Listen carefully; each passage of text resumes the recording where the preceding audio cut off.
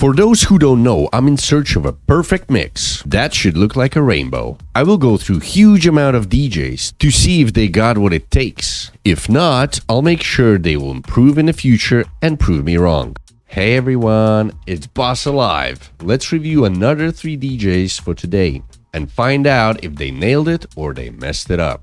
Bing! First stop is DeepMe, a stunning lady with melodic techno. Next stop is ALECROSS with deep house. And finally, Joy Benitez with progressive and melodic techno. But before we dig into this 3 tasty dish course, I would like you to ask to subscribe to this channel. Thanks. Alright, DeepMe. I call their mix Progressive Quicksand. So as usual, many DJs do it, and she did it as well. She had an amazing start. It was a very powerful track to begin with. And guess what's the second one was? Yes, exactly. Like first, after the first track, the second 3 tracks were way lower than the first one that she initiated with. I don't understand why people do that. Why DJs do that. It doesn't make sense. There's no explanation to it from their behalf. I'll give her a plus that she chose good tracks. They were very powerful, amazing, good sounds, everything, very bass related. I like that. But the minus is she's losing power. It's constantly, gradually going down trendy. As you can see in the graph, it looks like a camel toe. On a 15 minutes, she had a bad bass mix. It was clashing. Although the peak on the 27th was absolutely incredible. So I loved that. It was a peak of the mix, and I really enjoyed that. But what do you know? After 3 minutes, she lost it again. So it was like, as you can see in the graph, it was like, whoa, like a roller coaster. She should try to make fast bass swaps, because she's doing them gradually. I don't know why. When you have bassy tracks, I recommend to do it quick swap rather than gradual bass swap. It would give a much greater effect to the whole journey. And she had quite a few of them, so it was bass on bass, and it was lack of surprise. So they're gradually going on each other like worms. The graph couldn't maintain the equal level because of she had it was not enough build up in the beginning, and then she peaked. It was like a big wave on the peak, and then she died again all the way down. Yet again, she pushed on the 50th minute. It was a very strong track, but it was too late. It was already the end of the mix. I don't know why you do it. Might as well drop it to the 27th so you make it the peaks would be more sustainable with the power. But anyway, for tracks, I'll give her 9. Performance 6.5, and for mixing skills 7. Overall, it's 7.5. Not bad. Despite of the camel toe, it's actually not bad. Only 2 advices I have for her. So work on upward mobility of your set and find the different mixing spots. And don't forget the bass. That's already 3 advices, but okay. All right, next up is Alacross. I call this mix Cold Miami equals sad place to be. So this guy managed to, from hot, warm, awesome place, to convert it with his set into a cold, depressing place. I don't know how you do it, but bravo, Alec, you did it. You did it. So he had the whole mix sustains of deep house, but so the whole journey was extremely boring. It's a lack of energy whatsoever. I don't know who likes that type of energy vibes, but I've seen quite a few comments on YouTube and people actually enjoying it. For my kind of taste, it's way too boring, depressing, terrible stuff. Yet again, I'll give him plus for he didn't have any mistakes while he was mixing the tracks. So, bravo. Yet again, the whole mix had a lack of surprise. As you can see by the graph, on the 11th minute, there was a silence moment. As in, not complete silence, but on a track swap. I think he mixed it in the wrong place.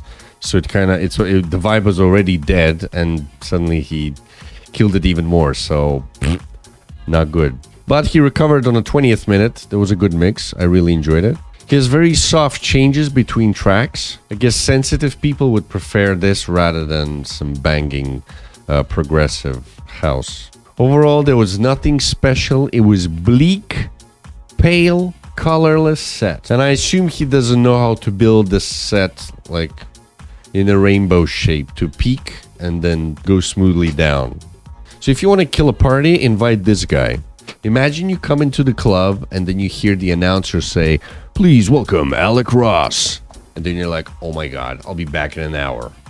That's how boring it was. You don't want to be there. It's very depressing. I'm sorry, my dude. You're from Miami, you created this raw-sedating journey that just died once it's begun. I would say he peaked on the minute 45 because it was a powerful, nice track. But the rest is just garbage. I'm sorry. But anyway, for tracks, I'll give him 5 only. Performance, 7.5. As it was pretty flat and kind of down-ish. And for mixing, 8, because I didn't notice any mistakes. So, more or less, it was okay. So, 2 advices I'll give to my guy is work on your upward mobility and go get some sunshine to improve your mood so you can bring me even better set. And the last one is Joy Benitez. I called her mix Flat Wildcat. So her whole journey was pretty good. I loved the tracks. I loved the way she is in the mix herself. She, you can see the love and joy goes through her directly like a laser beam. She had a slight fail on 17th minute. Because of the beat matching. Let me show you the graph so you can see the camel. There it is. And she peaked on a 30th minute with an amazing track from Jacob Roxon. Pretty good melodic techno right there. What I don't like about her is she swaps basses in random places. Like she doesn't create the momentum. It's just random. Okay, we're gonna do it here, or no, let's do it here. So she needs to work on that a little bit there.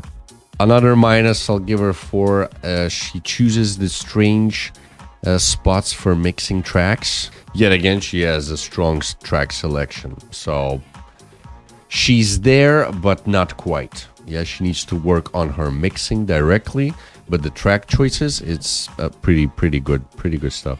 The whole journey is very atmospheric and melodic, creates it as a one huge track. That's how I felt throughout the set. She keeps maintaining the power of the set. This could be a good set for the main room in a club about 4 a.m. And I absolutely recommend the last track. I downloaded myself. Pretty good stuff. But anyway, for track choices, I'll give her 9. That's a good one right there. For performance, 9. Look at it. She's amazing. And for mixing, I'll give her sloppy 7. She needs to really work on that. So, and I'll give her only 2 advices, which is, as always, work on your upward mobility because the graph is not really there. It's pretty much flat. And of course, find the better spots for mixing. Other than that, everything is amazing. In total, she got 8.3. You can check her other mixes on her YouTube channel. It's pretty good stuff. I really enjoy every single one. And as always, the main question remains, will I ever listen to these sets again? DeepMe? I'm sorry, no. Not enough. Comparing to Joy Benitez? Not enough. ALECROSS? Never, because you have depressing mixes. And Joy Benitez? Of course. 100 times? Of course. Let me know what you think in comments down below. Like this video and of course subscribe. Don't forget about that. I'll see you guys in the next episode of Can You Mix? And if you can't, well, I'm coming for you. Yours truly, Boss Alive. Ciao.